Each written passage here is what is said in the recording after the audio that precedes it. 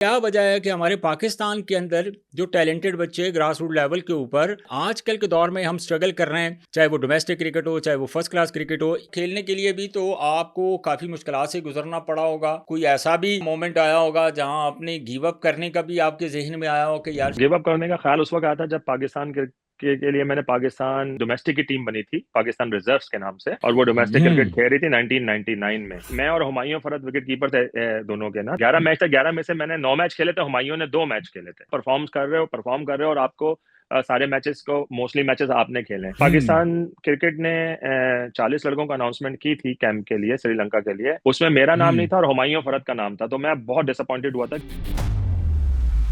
आजकल के जमाने में टेस्ट मैच खेलता तो मैं 50 से 100 के दरमियान टेस्ट मैच खेल सकता। मैं अपने आप को बड़ा हाईली रेट करता हूँ। विकेट कीपिंग में इतना टाइम लगाया है, दोनों नी खराब हो गए तो उनके कार्टिलेजेस खत्म हो गए। किसी लाइकिंग डिसलाइकिंग की वजह से आपका कैरियर शॉर्ट हुआ। अकेडमी की टीम अनाउंस हो गई, उसमें अदनान अकमल, जिन्होंने कभी कोई फर्स्ट क्लास का मैच ही नहीं खेला। आमिर सोहेल साहब को फोन किया, मैंने कहा आमिर भाई ये क्या है? कह रहा यार मेरे ऊपर बहुत प्रेशर होता है। कमेंट्री में ये ना, जब बातें करते थे विकेट कीपिंग की बात होती थी, हमारे पास 2 बड़े टॉप क्लास विकेट कीपर हैं, अतीक जमान और कामरान अकमल। मेरा नाम पहले आता था, फिर उन्होंने बात करना शुरू कर दी कामरान अकमल और जुल्करनैन। समझ गया कि अब जो है मेरे अगेंस्ट लॉबी हो गई है बिल्कुल।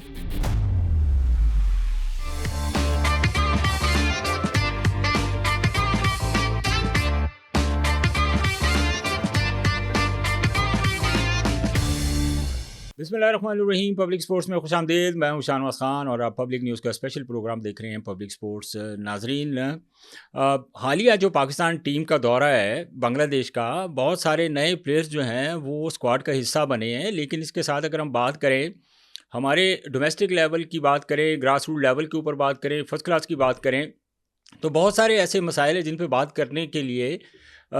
करने की ज़रूरत है। और मैं समझता हूँ बहुत सारी ऐसी खामियां हैं। हम वैसे तो रोल मॉडल बनाते हैं कि जी इंग्लैंड की टीम बहुत अच्छा खेल रही है, इंडिया की टीम बहुत अच्छा परफॉर्म कर रही है, उनके जो यंगस्टर्स हैं, प्लेयर हैं, आ रहे हैं, वो बड़े टैलेंटेड हैं। लेकिन क्या वजह है कि हमारे पाकिस्तान के अंदर जो टैलेंटेड बच्चे ग्रास रूट लेवल के ऊपर, जिस तरह एक वक्त में हुआ करता था कि बड़ा टैलेंट हमें सामने नज़र आता था स्पेशली ग्रास रूट लेवल से, लेकिन आजकल के दौर में हम स्ट्रगल कर रहे हैं, चाहे वो डोमेस्टिक क्रिकेट हो चाहे वो फर्स्ट क्लास क्रिकेट हो। ऑल दो कि अगर मैं डिपार्टमेंट क्रिकेट की बात करूं, जो कि सिर्फ 6 डिपार्टमेंट हैं, अगर उनकी बात करूं तो उनमें भी सिर्फ जो नेशनल टीम के प्लेयर्स हैं हमें वही नज़र आते हैं। लेकिन ग्रास रूट लेवल के ऊपर कोई तगड़े प्लेयर जिस तरह कभी कॉम्पिटिशन हुआ था जैसे मैंने जिक्र किया, वो हमें नज़र नहीं आता।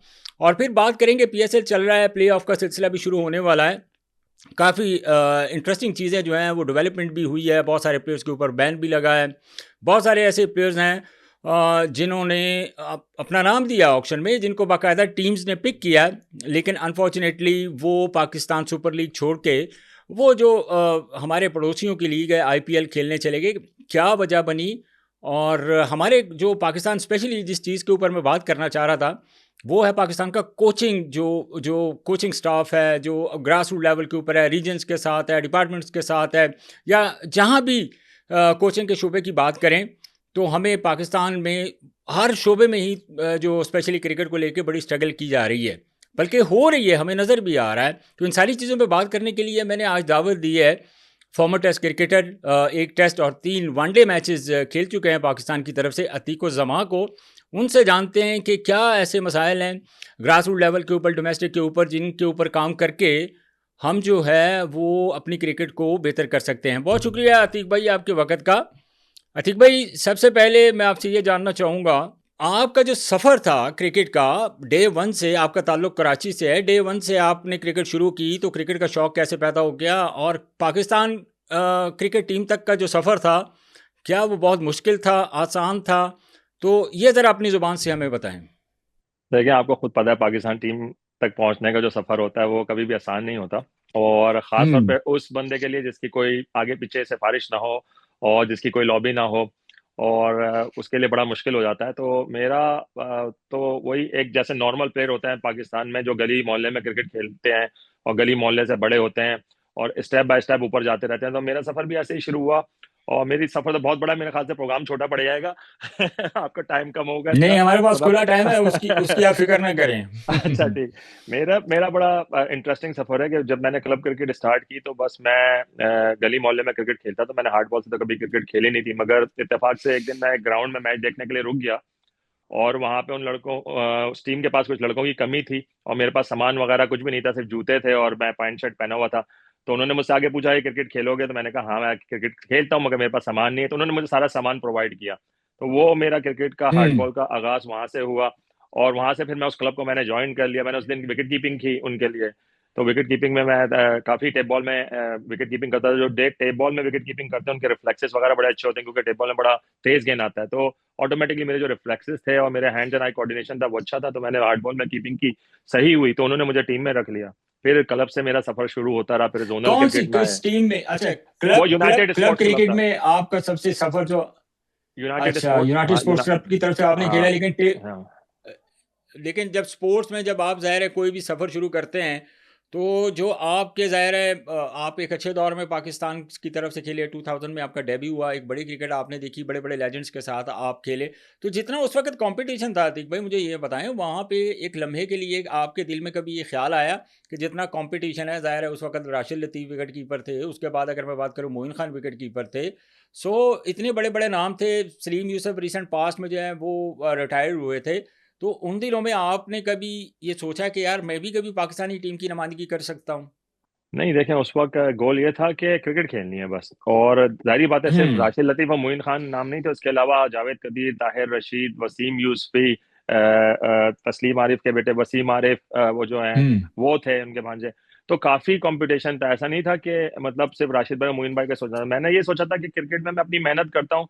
मैंने ये जाके इन्वेस्टिगेट किया कि राशिद भाई और मोइन भाई अपनी ट्रेनिंग किस तरह करते हैं, और मेरे जहन में ये था कि जितनी वो करते हैं मैं उनसे डबल अपनी ट्रेनिंग करूंगा। तो मेरा मेरे हम्म। एक अपनी ये मेंटालिटी और ये फिलॉसफी थी, और मैंने इसको देखते हुए अपनी तरफ से मेहनत की, और अल्लाह ताला राहें बनाता चला गया। तो मैं क्लब क्रिकेट से आगे जोनल क्रिकेट खेला, जोनल क्रिकेट से आगे फिर फर्स्ट क्लास क्रिकेट, मैं पहले विल्स कप खेला, विल्स कप खेला, उसके बाद फर्स्ट क्लास क्रिकेट खेल गया पाकिस्तान कस्टम से, फिर आहिस्ता आहिस्ता तो पाकिस्तान ए में नाम आया। तो सारी चीजें एक है ना चैनल के अतीक थ्रू होती भाई रही। विल्स कप तक खेलने के लिए भी, विल्स कप खेलने के लिए भी तो आपको काफ़ी मुश्किलात से गुजरना पड़ा होगा। आपने काफ़ी स्ट्रगल की होगी। कोई ऐसा भी जो है ना मोमेंट आया होगा जहां आपने गिव अप करने का भी आपके जहन में आया हो कि यार शायद मेरे बस की बात नहीं है। तो जाहिर है मुश्किल चीज़ें भी तो इंसान फेस करता है ना, तो उसके बाद ही एक स्टेज पे पहुंचता है। देखें, गिव अप करने का ख्याल उस वक्त आया था जब पाकिस्तान के लिए मैंने पाकिस्तान की एक है ना डोमेस्टिक की टीम बनी थी, पाकिस्तान रिजर्व्स के नाम से, और वो डोमेस्टिक क्रिकेट हम्म। खेल रही थी 1999 में। गिव अप करने का ओके। ख्याल उस वक्त आया कि जब मैं और हुमायूं फरहत विकेट कीपर थे, दोनों के ना, तो 11 मैच थे, 11 में से मैंने 9 मैच खेले थे, हुमायूं ने 2 मैच खेले थे, ठीक है। तो हम्म। 9 मैच खेलने का मकसद ये है कि आप परफॉर्म कर रहे हो और आपको सारे मैचेस को, मोस्टली मैचेस आपने खेले हैं। तो जब हम्म। पाकिस्तान क्रिकेट ने 40 लड़कों का अनाउंसमेंट की थी कैंप के लिए श्रीलंका के लिए, उसमें मेरा नाम नहीं हम्म। था और हुमायूं फरहत का नाम था। तो मैं बहुत डिसअपॉइंटेड हुआ था कि भाई मैं सारे मैच खेला हूं एक ही टीम में, हुमायूं 2 मैच खेला, उसका नाम आ हम्म। गया, मेरा क्यों नहीं नाम आया। तो उस वक्त मेरा गिव अप करने का प्रोग्राम था, और मैं गया हूँ, मैं उस वक्त हबीब बैंक में था। तो मैं गया हूँ, रकीब सर होते हैं हमारे, अब्दुल रकीब सर, उनके पास मैं बैठा, मैं काफी जी उनसे जी ना जी जी जी, बड़ा नाम बहुत है। हार्ड जी जी जी। कन्वर्सेशन की। मैंने कहा नहीं, मुझे ना कोशिश करें कि मैं कहीं बाहर चला जाऊं, मैं इंग्लैंड लीग खेलूं, इधर खेलूं उधर खेलूं, यहाँ मेरा कुछ भी नहीं है। तो उन्होंने मुझसे कहा यार डिसअपॉइंट ना हो सकता है कुछ हो जाए, तुम्हारा कोई मसला नहीं है, आप हिम्मत करते रहो। मैं ये बोल के नीचे उतरा ही हूँ अभी बैंक के हेड ऑफिस से, तो मेरा फोन बजना शुरू हो गया, जिसमें मुझे कॉल आई कि कैंप के लिए आपको कॉल आई है, पिंडी में जो कैंप है उसके लिए कॉल आई है। तो मैं समझा कोई मजाक कर रहा होगा ना, तो मैं अच्छा। खैर मैंने मुझे फोन कॉल आई कि जाके नेशनल स्टेडियम से अपना टिकट लो। उस वक्त ये होता था कि नेशनल स्टेडियम जो आपका हेडक्वार्टर होता है वहां पे सारी टिकटें वगैरह आती हैं, वहीं से आपको जाके कलेक्ट करनी पड़ती थी। ऐसा नहीं है कि अब तो आपको ऑटोमेटिक टिकट आपके हम्म। मोबाइल पे पहुंच जाती है, अब ऐसा चक्कर था नहीं उस वक्त। तो मैं नेशनल स्टेडियम जब गया तो मिर्जा इकबाल जी बेग जी। साहब होते थे वहां पे ना, वो कोऑर्डिनेटर थे, पता नहीं क्या थे, ऑपरेशन मैनेजर थे नेशनल स्टेडियम में उस वक्त। तो उनके पास गया हूँ, तो मैंने ये बात बताई, उन्होंने कहा हो सकता है हम्म। किसी ने मजाक किया हो, हमारे पास तो कोई टिकट नहीं आया।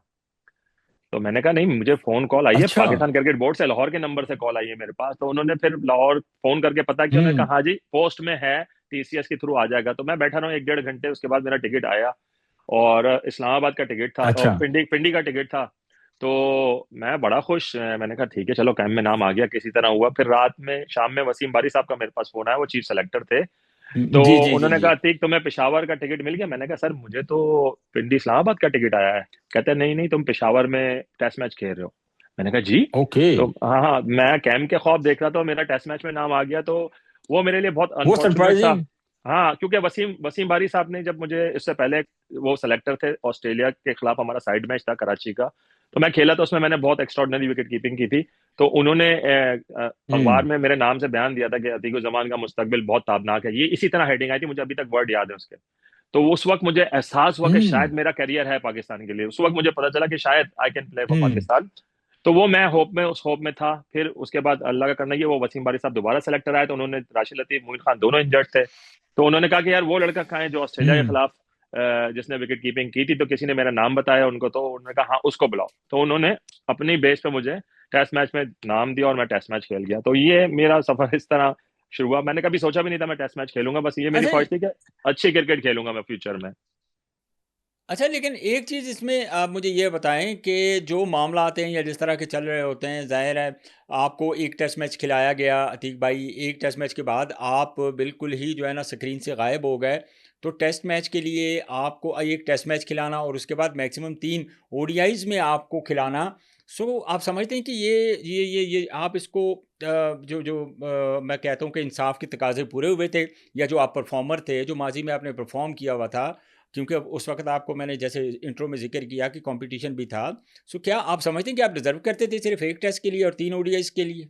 मेरे हिसाब से अगर मैं आजकल के ज़माने में टेस्ट मैच खेलता तो मैं 50 से 100 के दरमियान टेस्ट मैच खेल सकता, क्योंकि मैं अपने आप को बड़ा हाईली रेट करता हूँ। अपने मुंह मियाँ मिट्ठू बनने वाली बात है, मगर जो मैं, मेरे बाद जितने भी हाईली कीपर्स रेट आए, आप ज़्यादा किस चीज़ पे अपने आप को करते हैं, एज ए विकेट कीपर या एज ए बैटर?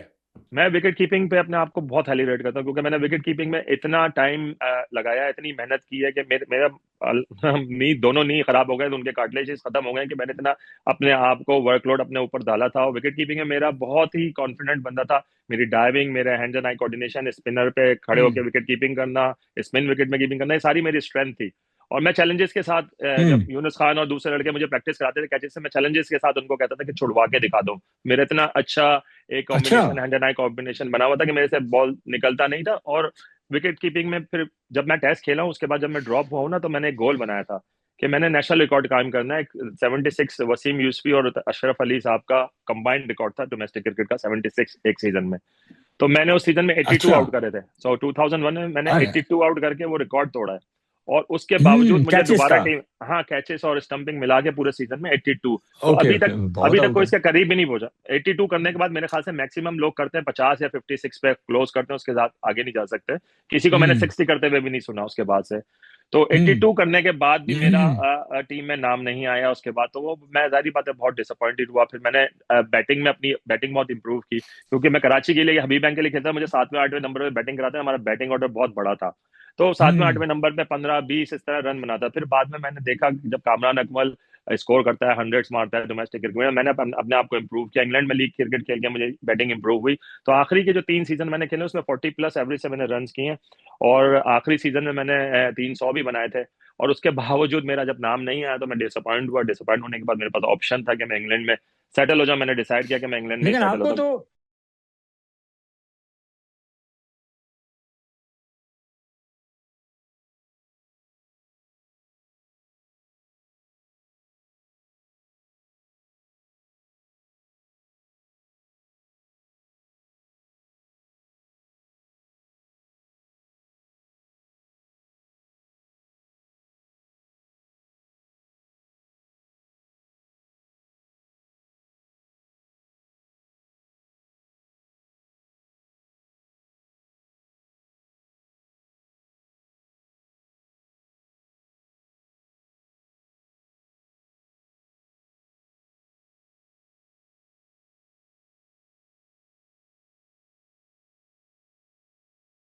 देखें, मैं बताता हूँ आपको मेरी उस जब मैं इंग्लैंड जा रहा था 2003 में लीग खेलने, तो उस वक्त तौकीर साहब थे।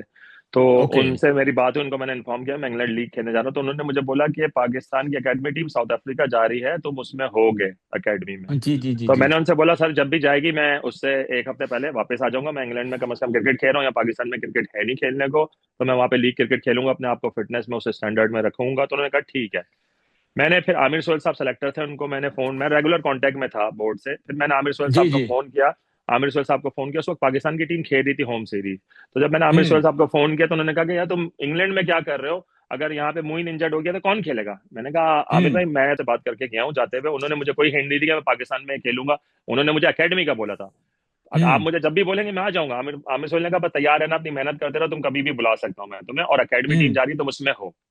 अच्छा अकेडमी की टीम अनाउंस हो गई, उसमें अदनान अकमल टीम के आए हैं, जिन्होंने कभी कोई फर्स्ट क्लास का मैच ही नहीं खेला। मैंने आमिर सोहेल साहब को फोन किया, मैंने कहा आमिर भाई ये क्या है, आपने तो मुझे कहा था कि मैं जा रहा हूँ, अदनान अकमल कहाँ से आ गया। कह रहे यार मेरे ऊपर बहुत प्रेशर होता है और तुम फिक्र नहीं करो, इंडिया में ट्राई नेशन हो रही है तुम उसमें जाओगे। मैंने कहा हम्म चलो ठीक है। इंडिया की ट्राई नेशन अनाउंस हुई, उसमें अमीनुर रहमान का नाम आ गया। ओ मैं हम्म समझ गया कि लॉबी बनी। फिर मैंने आमिर सोहेल साहब कमेंटेटर भी थे उस वक्त, कमेंट्री में ये ना जब बातें करते थे विकेट कीपिंग की बात होती थी, कहते थे कि हमारे पास दो बड़े टॉप क्लास विकेट कीपर हैं, अतीक जमान और कामरान अकमल, मेरा नाम पहले आता था। अच्छा फिर उन्होंने बात करना शुरू कर दी अतीक जमान और कामरान अकमल और जुल्करनैन अगली सीरीज में, हम्म तो उनके मुंह से ही निकल ओके निकल के तो मैं समझ गया कि अब जो है मेरे अगेंस्ट लॉबी हो गई है बिल्कुल। अब मेरी क्रिकेट जो है बिल्कुल ही हम्म रह गई है। मैं फिर उसके बाद मैं पाकिस्तान ए खेला, यूएई गया, मैंने वहां परफॉर्म किया बहुत अच्छा। आखिरी मैच में मैंने 89 किया, मैंने और राना नवीद ने 100 किया, हमने मैच बचाया यूएई के खिलाफ, वरना हार गए थे हम लोग। तो जब अच्छा डोमेस्टिक क्रिकेट हो रही थी तो शफीक पापा साहब भी सिलेक्टर थे उस वक्त, तो मैं उनसे मिला। जी जी जी मैंने जी उनसे बोला सर आपने मेरा पाकिस्तान ए में नाम क्यों नहीं आ रहा, मैं तो इतनी परफॉर्मेंस भी कर रहा हूँ डोमेस्टिक में, मेरा ये किया, मैंने ये भी परफॉर्मेंस की है। कहते हैं आप तो पाकिस्तान के लिए फाइट करो, पाकिस्तान ने तो अंडर 19 लड़के खेले। मैंने कहा अंडर 19 अगर पाकिस्तान खेलेगा, लड़का पाकिस्तान खेलेगा और पाकिस्तान ए खेलेगा, हम्म तो जो ओवर 19 है वो कौन सी क्रिकेट खेलेगा, जो मेरी तरह 23-24 साल का लड़का वो कौन सी क्रिकेट खेलेगा। अच्छा अगर मैंने उनको बोला अगर आपने ये बात थी तो आपने मुझे यूएई क्यों भेजा अभी ए के साथ, तो कहते हैं तुम गए थे यूएई, उन्होंने मुझसे इस तरह की बात की। अच्छा शफीक पापा को पता ही नहीं कि एक सिलेक्टर हैं, आप टीम के साथ गए हैं और उनको यूएई पता गया ही नहीं था। एग्जैक्टली व्हाट अ तो सरप्राइज। उनके ये अल्फाज थे, तो मैं इतना डिसार्ड हुआ। बोलने वाला मेरे लिए कोई नहीं था उस वक्त, सोशल मीडिया था नहीं। जी जी न्यूज़पेपर जी में आपको उस वक्त कहना, लोग पेड न्यूज़पेपर वाले स्पोर्ट्स राइटर थे, उनको पैसे दो वो आपके लिए लिखते हैं, पैसे ना दो तो वो आपके आपके लिए कुछ नहीं लिखते, तो ऐसा चल रहा था। मैंने जो 82 आउट किए ना, अखबार तक में हेडिंग तक नहीं आई, इतना बड़ा मैंने कारनामा अंजाम दिया था कि वो आज तक कोई नहीं तोड़ सका। वर्ल्ड में नंबर 3 पे हूं मैं। पाकिस्तान के किसी ओके। न्यूज़पेपर ने हेडिंग तक नहीं लगाई कि अतीक जमान ने इतना बड़ा मतलब वो कर हालांकि दिया। वो दौर था कि जिसके फेवर में आर्टिकल लिखा जाता था, बहुत सारे ऐसे लड़के हैं, ऐसे क्रिकेटर हैं जो आर्टिकल के लिखने की वजह से पाकिस्तान खेले हैं। एग्जैक्टली और वो मेरे लिए सपोर्ट नहीं थी। और हालांकि कराची में ही सारे न्यूज़पेपर का सारा जो था ना गैंग न्यूज़पेपर का कराची में होता था। अगर आप देखें जंग, the ji ji ji news जी और जी डॉन, जी ये बस डाउन। 3 बड़े न्यूज़पेपर होते थे। और कभी इन लोगों ने मुझे सपोर्ट करी नहीं, तो इस वजह से मैं पीछे रह गया। फिर मैंने डिसाइड होकर फिर एक एक देखें, उस वक्त डोमेस्टिक क्रिकेट में आप अपनी जेब से पैसे खर्च करते थे, हम डिपार्टमेंट से खेलते थे, तो हमें कराची जो है ना डेली अलाउंस तक नहीं देता था, क्योंकि वो कहते हैं जो डिपार्टमेंट से खेलता है उसको डेली अलाउंस नहीं मिलेगा, वो तनख्वाहों पे है। हम्म तनख्वाहें क्या होती थी, 10,000 20,000 तनख्वाह होती थी, उसमें क्या ऐसे गुजारा ही होता है। ऐसे ही है। तो बिल्कुल तो ऐसे ही है। अपनी जेब से खर्च करने के बजाय मेरे पास एक ऑप्शन आया, मैंने कहा अगर मैं 3 साल इंग्लैंड में रह लेता हूँ तो मेरी नेशनलिटी इंग्लैंड की हो जाएगी, then I can play county cricket at least, if I can't play for England doesn't matter, I will play county cricket. तो मैं उस सेंस हम्म में मैंने फिर यहाँ से अपनी सारी जो है वो दरवाजे बंद करके मैं फिर इंग्लैंड चला गया। फिर वहां पे मैं काउंटी के लिए मैंने ट्राई की, मगर अनफॉर्चुनेटली वो भी नहीं हो सका। तो फिर मैं कोचिंग में इंटरेस्टेड था, तो मैं कोचिंग में घुस गया। नहीं, वो एक आपका बहुत अच्छा इनिशिएटिव था, लेकिन ज़ाहिर है बहुत सारे हमारे माजी में, स्पेशली अगर हम बात करते हैं अतीक भाई, बहुत सारे ऐसे प्लेयर्स हैं जो बहुत ज़्यादा क्रिकेट के लिए डिज़र्व करते थे, लेकिन अनफॉर्चुनेटली कुछ उस वक्त के जो सिस्टम थे, मसाइल थे, जिनकी वजह से हमारे बहुत सारे क्रिकेटर्स जो हैं उनको वो क्रिकेट नहीं मिले जिसके लिए वो डिज़र्व करते थे, या वो अ, पता चलता था कि यार ये क्रिकेट जो है ना, ये प्लेयर बड़ा है और बड़ी क्रिकेट का ही प्लेयर है, लेकिन बदकिस्मती है मैं समझता हूँ। लेकिन अतीक भाई, इसमें सबसे इंटरेस्टिंग चीज़ मैं आपसे ये जानना चाहूँगा, आप स्पेसिफिक एक दौर था जब कराची में स्पेशली स्पिनर्स और जो विकेट कीपर होते थे वो बड़े दुनिया के मान्य ताने विकेट कीपर, जैसे राशिद लतीफ़ की मैंने बात की, मोइन खान का ताल्लुक कराची से था, फिर आपका ताल्लुक कराची से था, और बहुत सारे ऐसे विकेट कीपर्स थे, मे बी शायद कुछ के नाम मेरे ज़हन में ना आ रहे हैं, तो उनका ज़्यादातर ताल्लुक उनसे होता था। उस वक़्त तो ज़ाहिर है एक चीज़ ये भी होती थी ना कि जो सेलेक्टर्स होते थे या जो इस तरह के होते थे, तो वो उनकी कुछ पर्सनल लाइकिंग डिसलाइकिंग भी होती थी, जिसकी वजह से बहुत सारे ऐसे प्लेयर्स माजी में खेले हैं जो बहुत ज़्यादा क्रिकेट के लिए डिज़र्व नहीं करते थे, लेकिन एक टाइम आया कि वो क्रिकेट खेलें, लेकिन आप बिल्कुल भी, अगर आपका ये फैसला आप समझते हैं दुरुस्त था कि आप बिल्कुल मूव ऑन, आप मूव कर गए इंग्लैंड के लिए, अगर आप पाकिस्तान में रहते तो शायद आपको ज़्यादा क्रिकेट मिल जाती? नहीं हो सकता था। देखें, कभी कभी आपकी जिंदगी में आता है कि डिसीजन बनाने का टाइम आता है, तो उसके 4-5 साल के बाद मैं जब पाकिस्तान कराची गया था वापस, तो आफरीदी और मैं हमेशा साथ ट्रेनिंग करते थे, शाहिद आफरीदी वगैरह। तो मैं उससे मिला यूबीएल में ना, तो उसने ये बात बोली कि बहुत बड़ी गलती कर गया, आज तो पाकिस्तान टीम का कप्तान होता। क्योंकि मैं उस वक्त कप्तानी में, मेरा लीडरशिप में बड़ा थोड़ा सा नाम बन गया था, मैं कराची की भी कप्तानी कर रहा था। फिर हम्म। उसके बाद मैंने सुई गैस के साथ रहा, उसकी कप्तानी की, और दूसरे छोटे मोटे जो ग्रेड 2 के डिपार्टमेंट में मैं कैप्टनसी बहुत करता था। और मेरे अंदर लीडरशिप की एक क्वालिटी थी जो मैं समझता हूँ, जो मैं कर सकता था। हाँ, अगर मैं पाकिस्तान में रहता, मैं फाइट करता, तो चांस था। मगर मुझे डिसअपॉइंटमेंट ये हुई है कि मेरे लिए कोई आवाज उठाने वाला नहीं था। और जब ओके। तक आपके लिए कोई आवाज नहीं उठाएगा, और अखबारों में आपका नाम नहीं आता। देखिए, जब मैं पाकिस्तान खेला हूं ना, तो मुझे थोड़ा सा अंदाजा हो गया था कि मैं खेलने वाला हूँ, क्योंकि हम्म। हर तरफ से आवाज गूंज रही थी। मेरी परफॉर्मेंस भी हो रही थी, हर मैच में मैं परफॉर्म करता था, और उसके बाद हर तरफ से आवाजें गूंज रही थी। एक पता चल गया था कि हाँ यार, there is a time I can play. और फिर जब उसके और बाद, टाइम आता है कि हाँ, आपकी, अगर आप डोमेस्टिक खेल रहे हैं, फर्स्ट क्लास खेल रहे हैं, तो अगर कोई बात ना करे तो अंपायर्स जो हैं वो बात ज़रूर करते हैं कि उसने बहुत अच्छा परफॉर्म किया है। जी हाँ, मेरे मियाँ साहब, मरहूम को मैं बोलूंगा, वो मेरे लिए काफी बात करते थे, मियाँ असलम, और काफी अंपायर थे, नहीं नहीं, असद रऊफ हयात खास। है माशाल्लाह, ओ अल्लाह उनकी सॉरी, जिंदगी सॉरी, तंदुरुस्ती करे। मियाँ साहब कह रहा हूँ, मैं असद रऊफ की बात कर रहा हूँ, असद रऊफ की बात कर रहा हूँ, जी सॉरी। जी, असद मेरे रऊफ, मुंह से गलत जी जी निकला। जी। मियाँ मियाँ साहब भी करते थे, मियाँ साहब भी बहुत उन्होंने किया, मगर जो असद रऊफ है मरहूम, उन्होंने मेरे लिए काफी बातें की हैं। उनको मजा चलता था। शकील खान थे, वो बहुत हाईली रिगार्ड करते थे। जब वो, हम्म। मैं विकेट कीपिंग कर रहा होता था, तो मुझसे कहते थे, यार तुम मेरी आंखें खोल देते हो। कि मेरी स्टंपिंग, जो मेरे फास्ट हैंड्स होते थे ना स्पिनर के खिलाफ, तो उनको बहुत अलर्ट रहना पड़ता था, वरना रिलैक्स होते थे वो दूसरे कीपर्स में ना, तो मेरे पे बहुत अलर्ट रहते हम्म। थे। तो ये चीजें थी। सपोर्ट सपोर्ट देखें, सपोर्ट हुई है, मगर जिस तरह होनी चाहिए थी, दूसरे जहां से होनी चाहिए थी वहां से नहीं। सेलेक्टरों ने मुझे बड़ा लेट डाउन किया, और मुझे प्रोमिस लेकिन करके आपके कहने उन्होंने का ना। मतलब ये है कि आप के लिए, जिस तरह बाकी हमारे जो माजी में विकेट कीपर्स खेले हैं, जितनी उतनी उनको अपॉर्चुनिटी दी गई, जितने मौके दिए गए, वो आपको नहीं दिए गए, और आप मुसलसल जो है वो डिसअपॉइंटेड ही रहे, और इसी वजह से आपने फैसला कर लिया इंग्लैंड मूव होने का। तो अतीक भाई, जी जी, जी जी, तो वो मुझे तो अपने एसोसिएशन ने सपोर्ट नहीं की। मुझे याद है कि जब मैं पाकिस्तान के लिए फाइट कर रहा था, मैं कप्तान था। मैंने गुजरांवाला में जाके, गुजरांवाला लेकिन में आज, राशिद भाई की अगर बात करें, राशिद भाई तो आपको बहुत सपोर्ट करते थे। नहीं, राशिद भाई करते थे सपोर्ट। मैं अपने एसोसिएशन की बात कर रहा हूँ कि ओके। मैं जब डोमेस्टिक क्रिकेट में, मैं जिस साल मैंने रिकॉर्ड किया है, उसके अगले साल मैं बैटिंग में भी कुछ करना चाहता था। मैंने गुजरांवाला में जाके गुजरांवाला के अगेंस्ट 100 किया। और वो अच्छा। बड़ी बात होती है, क्योंकि लोगों पे है ना, कराची के प्लेयरों पे ठप्पा है कि वो कराची में 100 करते हैं, जब पंजाब में जाते हैं तो उनसे नहीं रन होते, क्योंकि वहाँ फास्ट रन्स बॉलर नहीं होते। डोमिनेट होती है, वहाँ फास्ट बॉलर डोमिनेट होते हैं। तो मैंने वहाँ 100 किया। स्पिनर्स को ये मशहूर था कि स्पिनर्स को अच्छा खेलते हैं कराची के जो तो मैंने स्पिनर। 100 जी करने जी। के बाद जब मैं वापस आया हूँ, नेक्स्ट मैच था हमारा हैदराबाद से, तो वो हमारा हल्का हम्म। मैच था, और केसीसी ग्राउंड में मैच था, बैटिंग पैराडाइज। उन्होंने मुझे उस मैच में बिठा दिया, मैं कप्तान हूँ, और मुझे बिठा दिया उस मैच में, ओए ओए। मेरे कप्तान होने के बावजूद। कहते नहीं, आप इस मैच में रेस्ट कर लें। इन्होंने अपनी हम्म। सिफारिशी था वो अमीनुर रहमान, उसको खिला दिया। और मैं बैठा हूँ, मैं कह रहा हूँ ये क्या, मैं जाके लड़ा हूँ, कर्नल बिल्ला साहब सेलेक्टर थे। मैंने कहा, सर ये क्या कर रहे हैं आप, मैं पाकिस्तान खेलने के लिए फाइट कर रहा हूँ, आप मुझे टीम से आपने हटा दिया उस मैच के। कहना नहीं, कोई बात नहीं। मैंने कहा सर, मैं 100 कर आया हूँ, आप कैसे मुझे बिठा सकते हैं। कहना नहीं, अगले मैच में डबल सेंचुरी कर देना। मैंने कहा सर, क्या हाँ। डबल सेंचुरी करना मजाक है। मैं 7वें नंबर पे जाके मैंने बॉलरों की मिन्नतें तरले करके कि भाई शॉटे ना मारो, मुझे खेलने दो, मुझे 100 करने दो। मैंने बड़ी मुश्किल से 100 किया। तो उन्होंने मुझे मैच नहीं खिलाया वो वाला। फिर अगला मैच मैं खेला भावलपुर के खिलाफ, मैंने फिर उस मैच में जाके 100 किया। तो मैंने 2 लगातार ओहो। 100 किए थे, और सीजन में 3 दफा 87 पे भी मैं आउट हुआ, तो मैं 5 सेंचुरियां बना सकता था उस सीजन में। तो वो ओके। सीजन मेरा बड़ा अच्छा था। उस सीजन के बाद मैंने डिसाइड किया कि नहीं, उस सीजन के बाद ही मेरा नाम नहीं आ रहा, ना पाकिस्तान ए में नाम आ रहा है।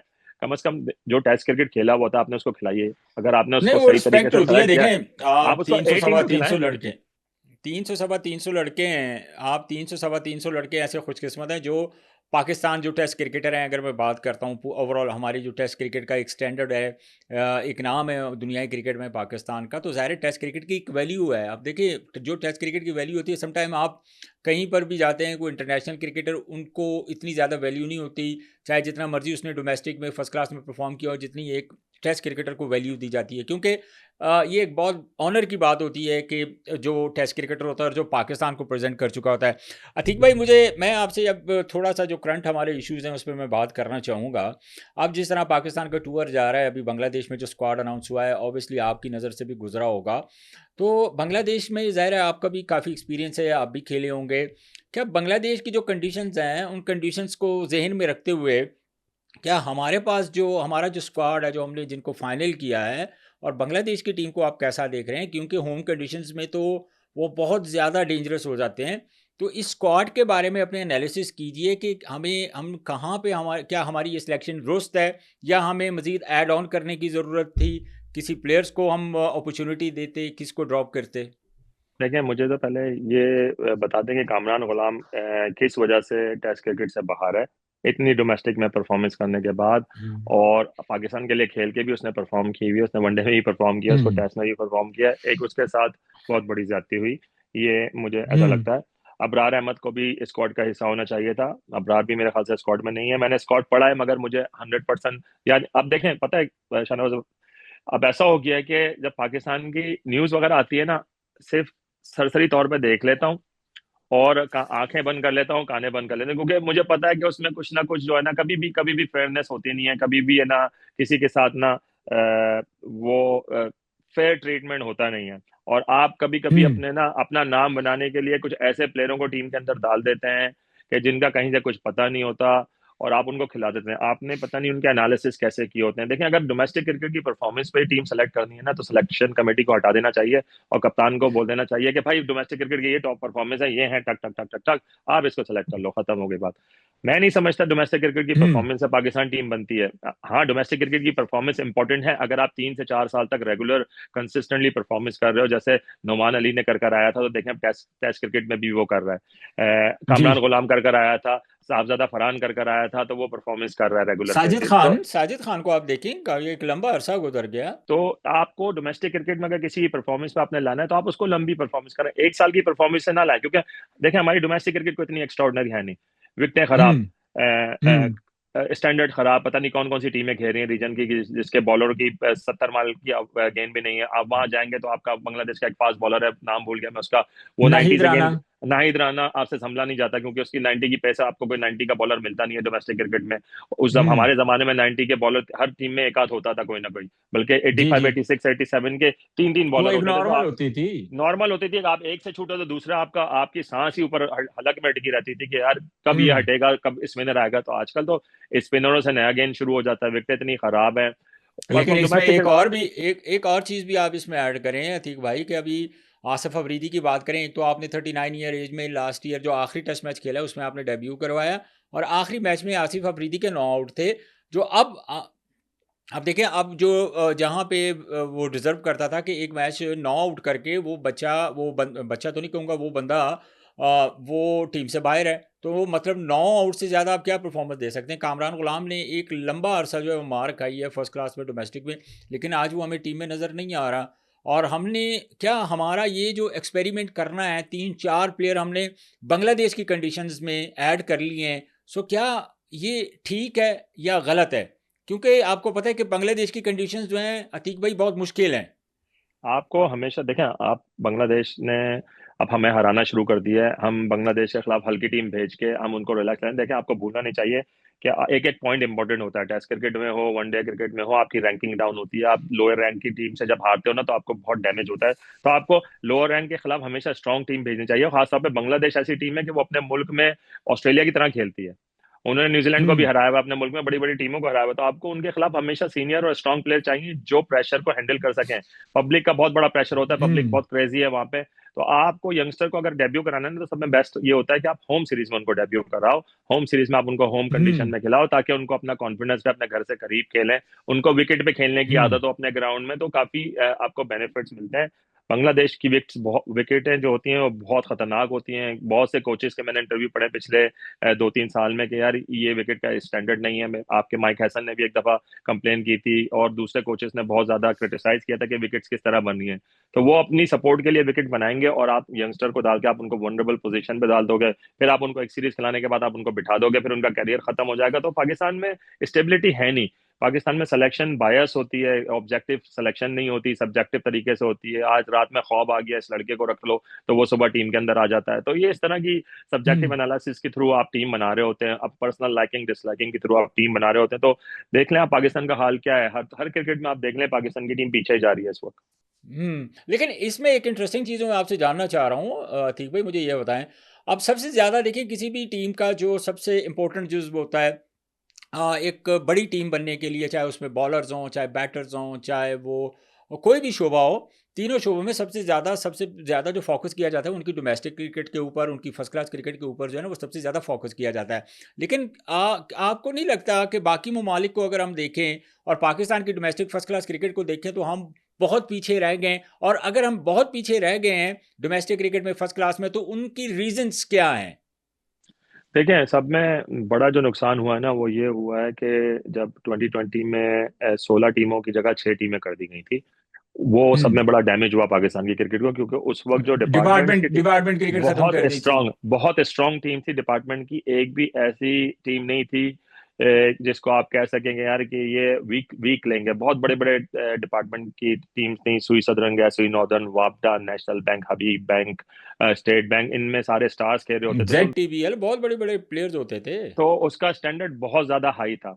अगर इनको रीजनल क्रिकेट कम टीमें कमी करनी थी, तो डिपार्टमेंट की क्रिकेट को सेपरेट करके, रीजनल की क्रिकेट को सेपरेट करके उस तरह कर देते तो बेटर रहता। हम्म। पाकिस्तान की जो देखें, एक स्टेबिलिटी है नहीं हमारे, ना डोमेस्टिक क्रिकेट में है, ना इंटरनेशनल क्रिकेट में है, किसी में नहीं है। हम एक चीज बनाते हैं, अब एक बंदे, मैं कह रहा हूँ ना, रात में ख्वाब आ गया एक बंदे को, तो सुबह उसने उस ख्वाब की ताबीर करनी शुरू कर दी। फिर उसके बाद अगर वो पूरा नहीं हुआ, सही नहीं हुआ, फिर दूसरी चीजें करनी शुरू करते हैं। अगर किसी ने अच्छा काम किया ना, उसको कंटिन्यू करना चाहिए। अगर आप समझते हैं 6 टीमें सही थी, कम से कम आप 5-6 साल 6 टीमों को चलाते रहते, देखते कि हाँ हम्म। यार 6 टीमों से क्या आप भी होता है, तो ठीक है। हिस्सा थे जब मैं था। ये आप भी तो नेशनल क्रिकेट एकेडमी का हिस्सा थे। आप भी फील्डिंग कोच थे गालबन, national cricket academy high performance centre में।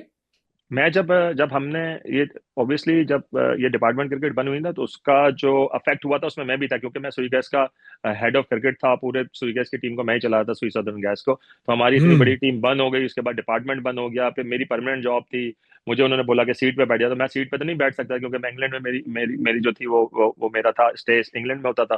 तो मैंने रिजाइन की अपनी परमानेंट जॉब से। तो वो बड़ा नुकसान हुआ मुझे भी एज अ पर्सन। मगर जब अच्छा। मैं आया हूँ, मैंने उसके अगेंस्ट था, सिस्टम के अगेंस्ट था। जब मैं उस सिस्टम में आया हूँ, मैंने उसको देखा, मैंने कहा यार maybe I am wrong, कि इस सिस्टम को थोड़ा सा देखना चाहिए, इसको समझना चाहिए कि इसमें क्या है। तो क्रिकेट का जो लेकिन स्टैंडर्ड था लेकिन ना। आप अगर उसके अगेंस्ट थे अतीक भाई, तो बहुत सारे हमारे ऐसे एक्स टेस्ट क्रिकेटर हैं जो उस वक्त उस सिस्टम का हिस्सा थे, लेकिन वो बड़ा अप्रिशिएट करते थे उस चीज़ को कि यार इस सिस्टम को हमने मजीद चलाना है, और इससे बेहतर सिस्टम हमारे ग्रास रूट लेवल पे कोई आ ही नहीं सकता। तो फिर ये अगर वो कहते थे कि ये सिस्टम से बेहतर कोई आ नहीं सकता था, तो मुझे ये बताइए वो किस सेंस में कहते थे? और अगर आप कहते हैं कि वो जो सिस्टम था उसने क्रिकेट को डिस्ट्रॉय किया, तो आप किस सेंस में ये बात करते हैं? देखिए, मैंने उस सेंस में बात की कि प्लेयर, आप देखें, क्वांटिटी और क्वालिटी होनी चाहिए। मैं मानता हूं कि क्वांटिटी और क्वालिटी होनी चाहिए, मगर मैं ये भी मानता हूं कि जितनी क्वांटिटी होगी उतना आपका क्वालिटी का भी चांसेस होगा। जितने ज्यादा प्लेयर खेलेंगे उतने ज्यादा इंप्रूवमेंट होगी। तो हम्म। डिपार्टमेंट क्रिकेट को बिल्कुल अलग कर देना चाहिए था, उसको फर्स्ट क्लास स्टेटस देते। आप बोले आप एक टूर्नामेंट खेलो, आप एक वनडे टूर्नामेंट खेलो, खत्म, ये आपकी विंडो है। आप उसको नहीं ओके। छेड़ते, क्योंकि देखें, हम्म। 16 से 6 टीमें करने का मतलब, 10 टीमों का मतलब आपने 200 क्रिकेटरों को बेरोजगार कर दिया, समझ रहे हैं। हम्म। हर टीम में अगर 20 क्रिकेटर अनाउंस होते हैं ना, तो 200 लड़के और उसके अलावा जो सपोर्ट स्टाफ होता है, काफी लोगों को आपने बेरोजगार किया। लोगों के आपने बदुआएं ली, लोगों की सारी चीजें की। जब मैं सिस्टम में आया और जब मैंने देखा चीजें कि यार क्वालिटी जो है ऑफ क्रिकेट जो है वो बेटर हुई है, क्योंकि 6 टीमें हैं, कंपटीशन ज्यादा हो गया, प्लेयर ज्यादा हो गए हैं, दो दो टीमें बनी है हर हर उसकी। तो क्वालिटी ऑफ क्रिकेट जो थी वो बेटर होनी शुरू हुई। और वसीम खान साहब के दौर में जब वो सारे क्वालिटी लोगों को उन्होंने देखे, पहले साल जब आया ना, उन्होंने बड़ा अच्छा किया। उन्होंने आके किसी को चेंज नहीं किया वसीम खान साहब ने, उन्होंने सबको देखा, हम्म। सबको ऑब्जर्व किया, एनसीए से लेके बोर्ड के अंदर से लेके। फिर उन्होंने जितने भी करप्ट लोग थे, जितने भी बेकार लोग थे, जो घर में बैठ के तनख्वाहें लेते थे, सिर्फ वो काम नहीं कर रहे होते थे, आहिस्ता आहिस्ता उन सबकी छुट्टी की। फिर उन्होंने उन लोगों को इन्वॉल्व किया जो क्वालिफाइड हैं और जॉब के हकदार थे। मुझे याद है डेव हम्म। पार्सन को बुलाया गया, डेव पार्सन से आके उन्होंने बोला कि एकेडमी को देखो, तो एक महीना रह के उसने एकेडमी में एनालाइज किया, तो उसने बोला देखो एकेडमी में ये पोजीशन होनी चाहिए, पहले तो एकेडमी का नाम चेंज करके हाई परफॉर्मेंस सेंटर रखो। तो उन्होंने जी नाम जी। चेंज किया, फिर उन्होंने सारी चीजें निकाली, जॉब्स निकाली, जिसमें से हेड ऑफ कोचिंग और हेड ऑफ प्लेयर डेवलपमेंट, दो बड़े रोल निकाले उन्होंने डायरेक्टर के साथ। जो डायरेक्टर के अंडर नीचे काम करते थे, एक में ग्रांट ब्रैडबॉर्न, एक में सकलैन मुश्ताक हुआ। फिर उनके अंडर आपने कोचेस को किया, जिसमें मैं, मोहम्मद यूसुफ, मोहम्मद जाहिद, उमर रशीद और हम लोग को एम्प्लॉय किया। तो वो सिस्टम बड़ा अच्छा था, क्योंकि उस वक्त क्या था कि डोमेस्टिक क्रिकेट की सारी हम लोगों के हाथ में थी। National high performance centre domestic cricket को कंट्रोल कर रहा था। कोचेस की बाकायदा अकाउंटेबिलिटी होती थी, कोचेस को डायरेक्शन दी जाती थी कि इस तरह का सिस्टम होगा, सेकंड 11 में जितने भी अंडर 19 के टॉप प्लेयर हैं उनको भी मौका मिलेगा, और जितने यंगस्टर्स हैं एज लिमिट इतनी होगी वो खेलेंगे। फर्स्ट क्लास क्रिकेट में एक एनवायरनमेंट बना दिया था कि फील्डिंग को किस तरह इंप्रूव करना है, जो मेरा काम था। उसमें हमने एक सिस्टम लाए थे जिसमें मैच के दौरान हमने छोटी छोटी छोटे छोटे ना बाउट्स की एक्सरसाइजें, ड्रिल्स, और जितने भी लोग जो बाहर बैठे हुए ना, जो कुछ नहीं करके सिर्फ मैच देख रहे होते थे, हम्म। उनको इन्वॉल्व किया था कि भाई आपका दिन में आपके टारगेट ये है कि अगर आप मैच नहीं खेल रहे, आपने इतने हाई कैचेस, इतने फ्लैट कैचेस, इतनी थ्रो करनी है। तो एक हमने सिस्टम बना दिया था कि मैच के दौरान जब, और फिर ऑब्जर्व करने हम लोग जाते थे, हाई परफॉर्मेंस की पूरी टीम जाती थी। डोमेस्टिक क्रिकेट के अंडर 19 के मैचेस सारे मैंने देखे हैं, T20 के सारे मैचेस मैंने एनालाइज किए बॉल टू बॉल।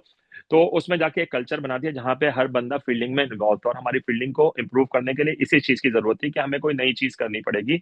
तो हम लोग मैचेस के दौरान बहुत फील्डिंग लेकिन पे काम आज करते भी थे। अगर आपने वहाँ पे इतना ठीक भाई टाइम स्पेंड किया, आपने बड़ी मेहनत की वहाँ हाई परफॉर्मेंस सेंटर में उस वक्त, लेकिन उसके बाद हमने देखा कि फील्डिंग जो है हमारा, जो फील्डिंग का म्यार है वो बेहतर नहीं हुआ हमारा। एज इट इज़ वही फील्डिंग जो हमारा काफ़ी अरसों से, बल्कि डिकेट्स की अगर मैं बात करूँ तो हम इस चीज़ में स्ट्रगल करते हुए आ रहे हैं। लेकिन क्या इसके अलावा भी बहुत सारे ऐसे लड़के थे, ऐसे बच्चे थे जिनको यही समझ नहीं आ रही थी कि भाई अगर मैंने अंडर 19 खेलनी है तो अंडर 19 खेलने का मेरा तरीका कार क्या होगा, अगर मैंने फर्स्ट क्लास खेलनी है तो मेरा फर्स्ट क्लास खेलने का तरीका कार क्या होगा, अगर मैंने डोमेस्टिक की किसी टीम की नुमाइंदगी करनी है तो तरीका कार क्या होगा। ये भी तो सारी चीज़ें उस वक्त एक तुर्की के ड्रामे की तरह इतना उसके अंदर सस्पेंस पड़ा हुआ था कि लोग, मल्टीपल ऐसे बच्चे थे बहुत सारे, जो जो मुझे डायरेक्टली जिन्होंने पूछा था कि भाई अगर हमने ट्रायल देने होंगे तो हम क्या करें, अगर हमने ये करना होगा तो हम क्या करें।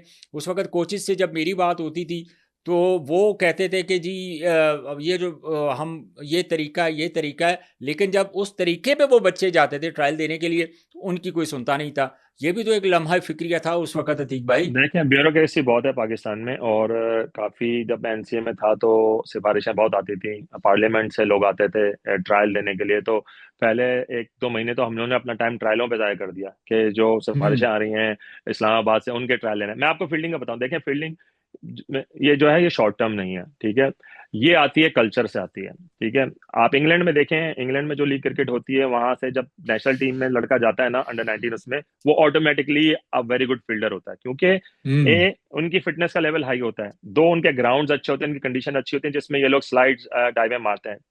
3, वो मल्टीपल स्पोर्ट्स खेलते हैं, जिसमें रग्बी हो गया, फुटबॉल हो गया, उसमें स्लाइड है, उसमें डाइव है, और ये टैकल्स वगैरह, ये सारी चीजें चलती हैं। तो ये ऑटोमेटिकली जो उनकी जो बॉडी है ना, अडॉप्ट करती है कि स्लाइड किस तरह मारनी है और हमने डाइव मारनी है, और बड़े फेयरलेस होते हैं ये लोग, नेचुरल होते हैं। हमारे वहाँ ऐसा नहीं है। हमारे वहाँ क्लब क्रिकेट में ग्राउंड्स नहीं है। आप मिट्टी पे क्या लड़कों को स्लाइडें सिखाओगे, मिट्टी में आप उसको क्या डाइव सिखाओगे। नसीम शाह को नेशनल क्रिकेट एकेडमी में टेस्ट मैच खेलने के बाद मैंने स्लाइड सिखाई है, और उसको जिंदगी में कभी स्लाइड करने नहीं आती। कभी आपका मौका लगेगा तो मैं आपको वीडियो दिखाऊंगा कि मैंने स्टेप बाय स्टेप उसको किस तरह स्लाइडिंग सिखाई थी, और आज अल्हम्दुलिल्लाह वो स्लाइडें मारता है।